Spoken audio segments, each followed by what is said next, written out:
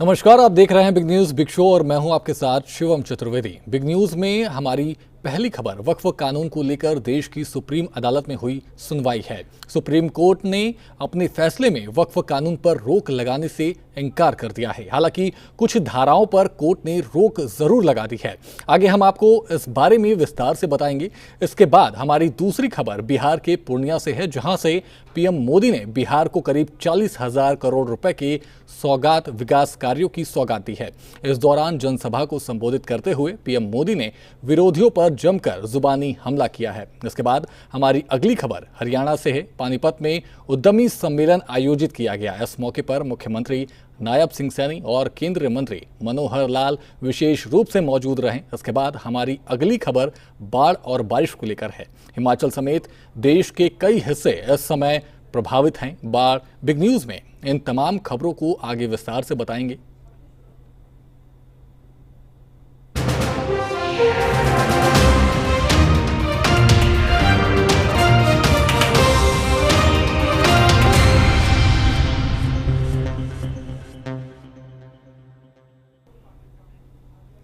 Big news की शुरुआत वक्फ संशोधन कानून पर हुए सुप्रीम कोर्ट से करते हैं। सोमवार को सुप्रीम कोर्ट ने वक्फ कानून पर पूर्ण रोक से इनकार कर दिया है। हालांकि 3 प्रावधानों पर रोक जरूर लगा दी है। सुप्रीम कोर्ट के इस फैसले को बीजेपी ने ऐतिहासिक बताया। देखिए ये खास रिपोर्ट।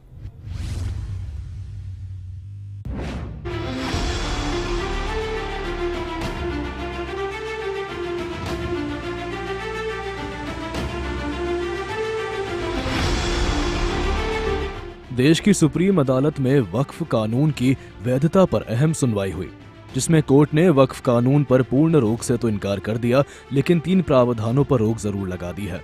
अब सुप्रीम कोर्ट के आदेश के मुताबिक अब वक्फ बोर्ड में 3 से ज्यादा गैर मुस्लिम सदस्य नहीं होंगे। अब वक्फ बनाने के लिए 5 साल तक इस्लाम का अनुयायी होना जरूरी नहीं होगा। अब अधिकारी तय नहीं करेगा कि वक्फ ने सरकारी संपत्ति पर कब्जा किया है या फिर नहीं। आज जो माननीय सर्वोच्च न्यायालय ने अंतरिम राहत पे विचार करते हुए बहुत स्पष्ट आदेश दिया कि जो वक्फ अमेंडमेंट की जो प्रोविजंस है उसको स्टे नहीं किया गया है। दूसरा बात उन्होंने कहा है कि जो रजिस्ट्रेशन का जो मुद्दा है उस पर भी कोई स्टे नहीं है, यानी कि जो वक्फ रजिस्टर्ड नहीं है या जिसको रजिस्टर नहीं कराया जाएगा वो वक्फ प्रॉपर्टी ट्रीट नहीं होगा। तीसरी बात उन्होंने कहा कि जो नॉन मुस्लिम्स को मेंबर बनाने की बात कही है वक्फ बोर्ड में या अपीलेट ट्राइब्यूनल में, उसमें 3 की संख्या नॉन मुस्लिम्स की हो सकती है, उससे ज्यादा की संख्या नहीं हो सकती है। चौथी बात जो उन्होंने कहा है कि जो भी आप किसी को कहते हैं कि इनका वक्फ प्रॉपर्टी जायज नहीं है, कानून सम्मत नहीं है, तो जो प्रोसीजर प्रिस्क्राइब्ड है वक्फ एक्ट में इंक्लूडिंग अमेंडमेंट एक्ट, उसके हिसाब से ही आप उसको उस प्रॉपर्टी से बेदखल कर सकते हैं। वही राजनीतिक दल वक्फ कानून को अपने अपने चश्मे से देखते हैं। बीजेपी नेताओं का कहना है कि वक्फ कानून देश हित में है और इसे संवैधानिक तरीके से लागू किया गया है, तो वही विपक्ष के नेता सरकार और सुप्रीम कोर्ट दोनों के फैसले से संतुष्ट नहीं है। वक्फ के पूरे सिस्टम में सुधार का फैसला हुआ है, संसद ने पास किया है, वो शुद्ध रूप से आस्था के संरक्षण और व्यवस्था के सुधार का है। जो आस्था है उसका संरक्षण है और जो प्रशासनिक व्यवस्था है उसकी सुधार का है। लेकिन अफसोस की बात है कि जो लूट की लंपट लाबी है वो लूट के लाइसेंस की छूट चाहती है। अब लूट की लंपट लाबी अगर लूट के लाइसेंस की लीगल छूट चाहती हो तो वो इसी तरह का हाहाकार, हंगामा और एक काल्पनिक भ्रम पैदा करने की कोशिश करेंगे, क्योंकि ये वो लोग हैं जिन्होंने वक्फ के पूरे सिस्टम को टच मी नॉट बना दिया था। और एक जो ज़मीनी जो है वो कानून था, जो संसद का कानून था, उसको आसमानी किताब बना दिया था कि साहब इसको कोई छू ही नहीं सकता। जहाँ तक सवाल है कि जो प्रशासनिक व्यवस्था है उसमें जो है वो समाज के सभी वर्गों की हिस्सेदारी, भागीदारी इस नए कानून में जो है। अब ये कहते हैं कि जी नहीं, इस सेकुलर कंट्री में कम्युनल एंट्री और नो एंट्री का फार्मूला रहेगा कि इसमें जो है वो कोई भी जो है वो दूसरे मजहब का जो है वो इस प्रशासनिक व्यवस्था का हिस्सेदार, भागीदार नहीं बन सकता। तो सेकुलर कंट्री में कम्युनल नो एंट्री का जो है वो फार्मूला नहीं चल सकता। डीएम अब वक्फ की प्रॉपर्टीज में इंटरफेयर नहीं करेगा, ये सबसे बड़ा पॉइंट था, क्योंकि डीएम साहब तो वही करते हैं जो सरकार चाहती है। हम इस फैसले का, जहां तक डीएम साहब की बात है, स्वागत करते हैं। और बाकी चीजें के वक्फ के अंदर नॉन मुस्लिम को उन्होंने अलाउ कर दिया है। ना तो इस्लामिक कानून नॉन मुस्लिम जानते हैं और ना ही मुसलमान हिंदू पर्सनल लॉज को जानते हैं। कल को मुसलमान भी ये कहेंगे कि साहब हमें भी मंदिरों के ट्रस्ट में रखा जाए, तो क्या सुप्रीम कोर्ट इस बात को अलाउ करेगा? क्या अलाउ करना चाहिए? तो हमारा ये मानना है कि इसमें मुस्लिम ही होने चाहिए थे। भले से महिलाएं का भी कुछ परसेंटेज होता, लेकिन नॉन मुस्लिम होने का इसके अंदर कोई औचित्य नहीं है। सुप्रीम कोर्ट ने वक्फ अमेंडमेंट एक्ट को पूरा सुनवाई करके जो आज ऑर्डर पास किया है, मैं इसका स्वागत करता हूं। सुप्रीम कोर्ट को पूरा विषय का जानकारी है, बहुत विस्तार में पक्ष रखा। सरकार के ओर से हमारे सॉलिसिटर जनरल ने विस्तृत रूप से एक्ट में जो प्रावधान है और उसका मंशा, सरकार का जो सोच है, उसको भी सुप्रीम कोर्ट में रखा है। और मैं मानता हूं कि सुप्रीम कोर्ट का जो बेंच ने जो तय किया है, ये हमारा लोकतंत्र के लिए भी बहुत अच्छा शुभ संकेत है, क्योंकि कोई भी कानून जब पार्लियामेंट में बनता है और पार्लियामेंट में विस्तृत रिकॉर्ड चर्चा, आपको मालूम होगा वक्फ अमेंडमेंट बिल में जब चर्चा हुई थी लोकसभा राज्यसभा में, सबसे लंबी चर्चा भारत का संसद का इतिहास में, सबसे longest discussion ever, Lok Sabha Rajya Sabha सुबह तक इतना गहराई से चर्चा करने के बाद उसको खारिज नहीं कर सकता है। यही सुप्रीम कोर्ट ने आज मोहर लगाया है। इससे पहले 22 मई को लगातार 3 दिन तक सुनवाई हुई थी, जिसके बाद कोर्ट ने फैसला सुरक्षित रख लिया था। पिछली सुनवाई में याचिकाकर्ताओं ने कानून को मुसलमानों के अधिकारों के खिलाफ बताया था और इस पर अंतरिम रोक लगाने की मांग की थी। वहीं केंद्र सरकार ने कानून के पक्ष में दलीलें रखी थी। बता दें कि केंद्र ने वक्फ बिल 2025 को अप्रैल में अधिसूचित किया था, जिसे 5 अप्रैल को राष्ट्रपति द्रौपदी मुर्मू की मंजूरी मिल चुकी है और तब से देश में वक्फ बिल कानून लागू है। ब्यूरो रिपोर्ट, सूर्य समाचार। देश के प्रधानमंत्री नरेंद्र मोदी बिहार के पूर्णिया दौरे पर पहुंचे, जहां उन्होंने चुनाव से पहले कई विकास कार्यों की सौगात दी है। इसमें एयरपोर्ट, रेलवे, नेशनल मखाना बोर्ड और आवास से जुड़ी कई प्रमुख योजनाएं शामिल हैं। इस दौरान पीएम मोदी ने अपने संबोधन में कहा कि कुछ लोगों को बिहार का विकास रास नहीं आ रहा। देखिए ये रिपोर्ट।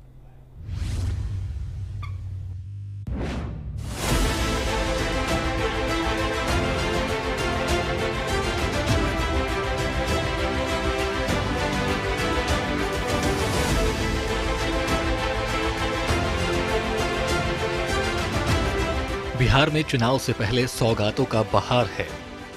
पूर्णिया पहुंचे पीएम मोदी ने करीब 40,000 करोड़ रुपए की विकास कार्यों की सौगात दी है। इसमें पूर्णिया एयरपोर्ट के नए टर्मिनल का उद्घाटन, मखाना बोर्ड की शुरुआत, 3 नई ट्रेन का संचालन, प्रधानमंत्री आवास योजना के तहत गरीबों के पक्के मकान, सड़क इत्यादि शामिल है। आज यहां बिहार के विकास के लिए करीब 40,000 करोड़ रुपया की परियोजनाओं का लोकार्पण और शिलान्यास हुआ है। रेल, एयरपोर्ट, बिजली, पानी से जुड़ी ये परियोजनाएं सीमांचल के सपनों को पूरा करने का माध्यम बनेगी। आज यहां 40,000 से ज्यादा लाभार्थियों को पीएम आवास योजना के तहत पक्का घर भी मिला है। इन 40,000 परिवारों के जीवन में आज एक नई शुरुआत हुई है। धनतेरस से पहले, दिवाली से पहले और छठ पूजा से पहले अपने पक्के घर में गृह प्रवेश बहुत सौभाग्य से होता है। मैं इन परिवारों को बधाई देता हूं शुभकामनाएं देता हूं। साथियों, आज का ये अवसर मेरे उन बेघर भाइयों बहनों को भरोसे देने का भी है। एक दिन उनको भी पक्का घर मिलेगा, ये मोदी की गारंटी है। हमारी सरकार ने पिछले 11 साल में 4 करोड़ से ज्यादा पक्के घर बनाकर गरीबों को दिए हैं। अब हम 3 करोड़ नए घर बनाने का काम कर रहे हैं। जब तक हर गरीब को पक्का घर नहीं मिल जाता, मोदी रुकने या थमने वाला नहीं है। इस दौरान पीएम मोदी ने आरजेडी और कांग्रेस पर भी जुबानी हमला किया। पीएम मोदी ने कहा कि कुछ लोगों ने दशकों तक बिहार को लूटने का काम किया है। जिन लोगों ने दशकों तक बिहार का शोषण किया, इस मिट्टी को धोखा दिया, आज वो ये मानने को तैयार ही नहीं कि बिहार भी नए कीर्तिमान बना सकता है। आप देखिए, बिहार के हर क्षेत्र में हजारों करोड़ रुपए के डेवलपमेंट प्रोजेक्ट पर काम चल रहा है। बिहार के राजगीर में हॉकी का एशिया कप जैसा बड़ा आयोजन हुआ। ओटा सिमरिया पुल जैसे ऐतिहासिक निर्माण कार्य बिहार में हुए। Made in Bihar rail engine Africa तक एक्सपोर्ट होकर जा रहा है। लेकिन ये सब कांग्रेस और आरजेडी वालों को पच नहीं रहा है। बिहार जब भी आगे बढ़ता है, ये लोग बिहार का अपमान करने में जुट जाते हैं। अभी आपने देखा होगा, आरजेडी की सहयोगी कांग्रेस पार्टी सोशल मीडिया पर बिहार की तुलना बीड़ी से कर रही है। इन लोगों को बिहार से इतनी नफरत है, इन लोगों ने घोटाले और भ्रष्टाचार करके बिहार की साख को बहुत नुकसान पहुंचाया। अब बिहार को विकास करते देखकर कांग्रेस आरजेडी ने फिर बिहार को बदनाम करने की ठान ली। इस साल 7वीं बार बिहार पहुंचे प्रधानमंत्री नरेंद्र मोदी ने कहा कि हमारी सरकार मखाना किसानों के हित में कदम उठा रही है। राष्ट्रीय मखाना बोर्ड के गठन से किसानों की आमदनी बढ़ेगी। ब्यूरो रिपोर्ट, सूर्य समाचार। अब खबर उत्तर प्रदेश से है। लखनऊ में सीएम योगी आदित्यनाथ ने जनता दर्शन कार्यक्रम आयोजित किया। इस दौरान प्रदेश भर से आए लोगों ने मुख्यमंत्री से मुलाकात कर अपनी समस्याएं रखी। ये रिपोर्ट देखिए।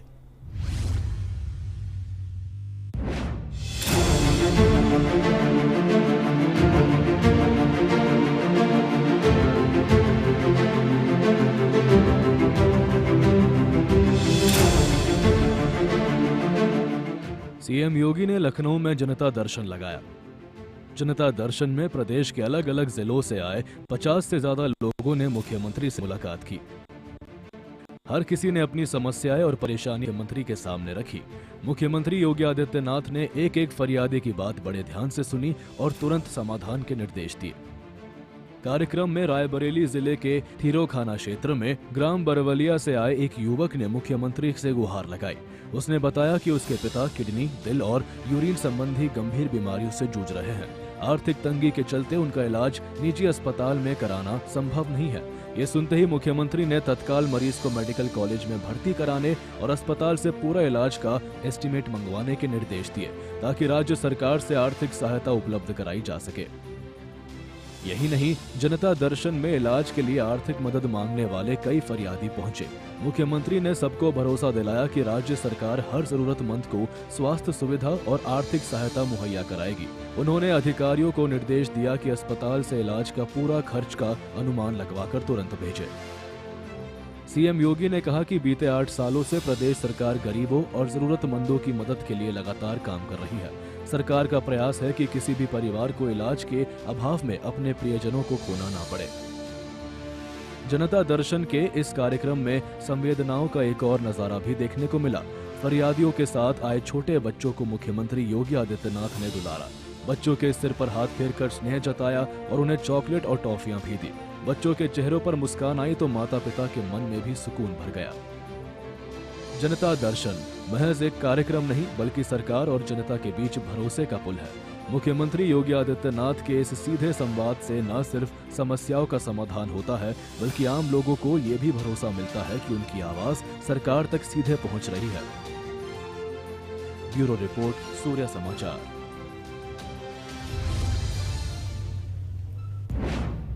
अब खबर हरियाणा से है, जहां पानीपत में उद्यमी सम्मेलन का आयोजन किया गया, जिसमें देश भर से करीब 2500 उद्यमी पहुंचे थे। इस कार्यक्रम में मुख्यमंत्री नायब सिंह सैनी, केंद्रीय मंत्री मनोहर लाल और बीजेपी के प्रदेश अध्यक्ष मोहन लाल बड़ौली बतौर मुख्य अतिथि शामिल हुए। ये रिपोर्ट देखिए।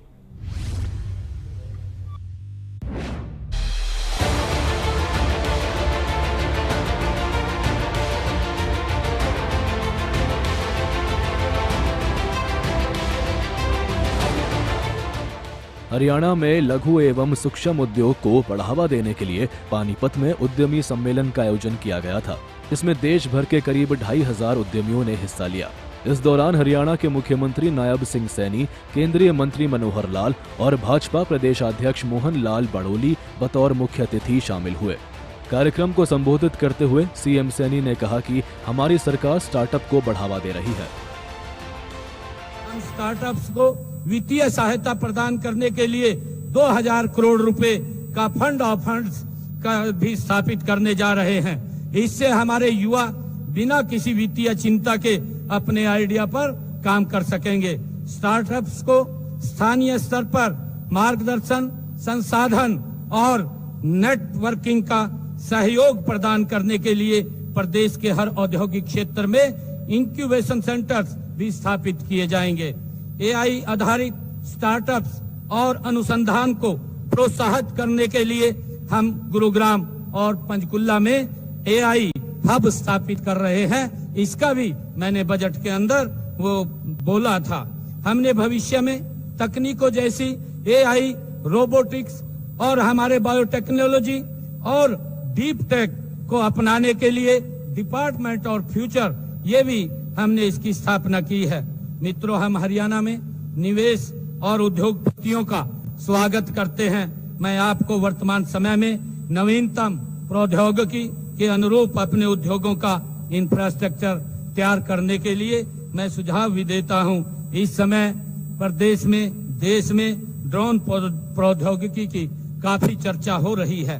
हमने राज्य में ड्रोन निर्माण को बढ़ावा देने के लिए 10 करोड़ रुपए का स्टार्टअप फंड ये शुरू किया है और ड्रोन संचाल के लिए करनाल स्थित हमारा जो दृश्य संस्था है, विभाग है, के माध्यम से हमने 500 युवाओं को, किसानों को प्रशिक्षण भी प्रदान उसमें किया है। आज फूड प्रोसेसिंग इंडस्ट्री बड़ी तेजी से आगे बढ़ रही है। हरियाणा में लगभग 2500 फूड प्रोसेसिंग यूनिट लग चुकी है। यह संख्या बहुत कम है क्योंकि इस इंडस्ट्री के लिए हरियाणा में अपार संभावनाएं यहाँ पर हैं। मैं इसमें भी आप सबको ये निवेदन करता हूँ कि आप आइए और इसमें निवेश के लिए आप हाथ आगे बढ़ाइए। वहीं केंद्रीय मंत्री मनोहर लाल ने कहा कि अच्छी सेवा से छोटा उद्योग को बड़ा बनाने में देर नहीं लगती है। इस दौरान मनोहर लाल ने जीएसटी स्लैब में बदलाव की भी सराहना की। अभी तो मैं आपको एक बात के लिए बहुत बधाई देना चाहता हूं कि देश में वर्षों बाद हमारा जो जीएसटी है, इस जीएसटी को 4 स्लैब की बजाय 2 स्लैब कर दिया है। यह अपने आप में उद्योग जगत के लिए बहुत लाभकारी है।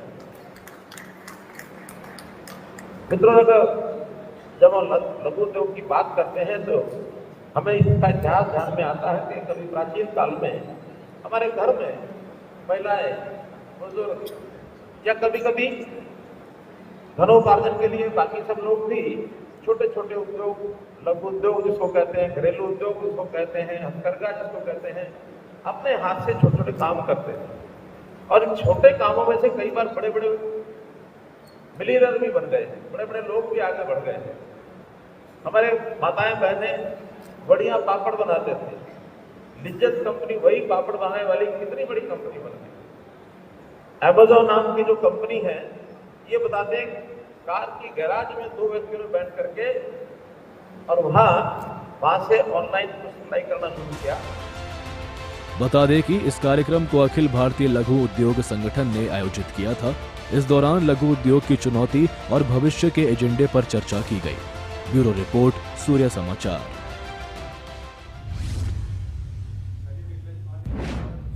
वहीं देश भर में बाढ़ और बारिश का कहर जारी है। पहाड़ी राज्य हिमाचल प्रदेश से लेकर उत्तर प्रदेश के कानपुर तक बारिश ने भारी तबाही देखने को मिल रही है। कहीं बाढ़ से जिंदगी बेहाल है तो कहीं भूस्खलन की तबाही देखने को मिल रही है। ये रिपोर्ट देखिए।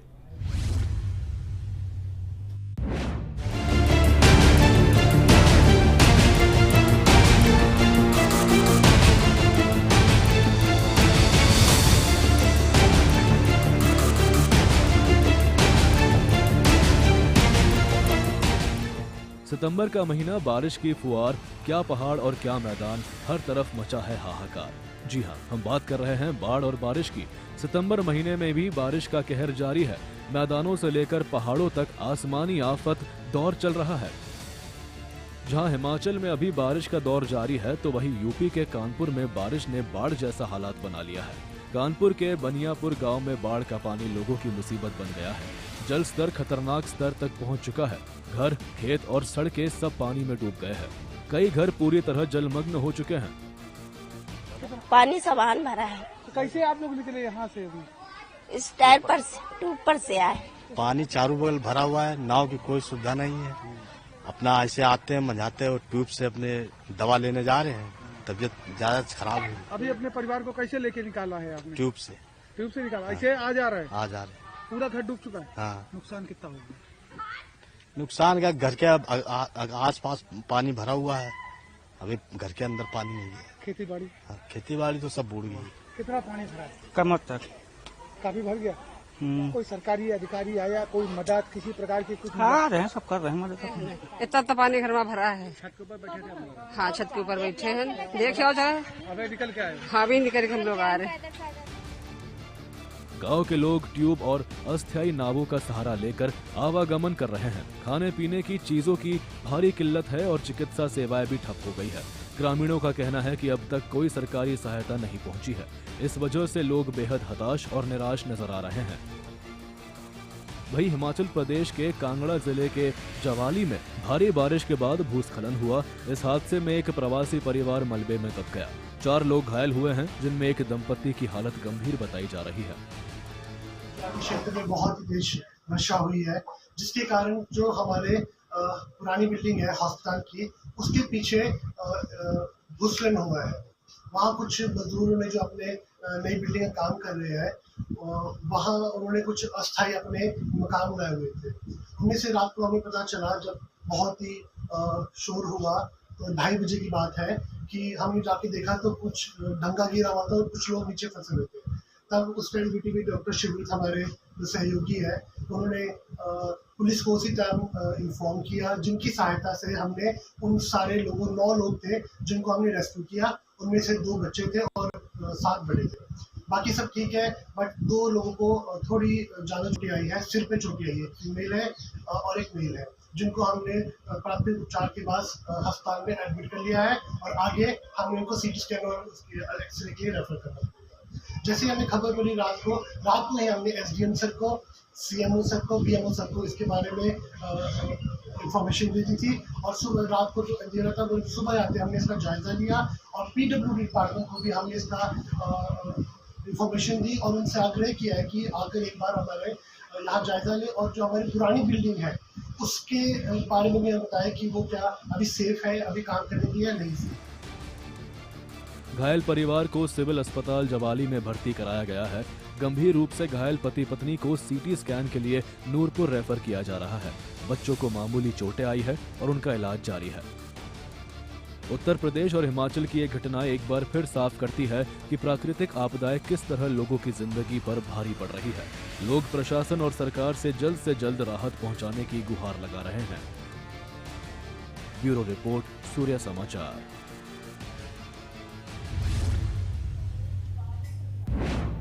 तो बिग न्यूज में मेरे साथ इतना ही। कल फिर कुछ बड़ी खबरें लेकर होंगे हाजिर। तब तक के लिए मुझे दीजिए इजाजत। नमस्कार।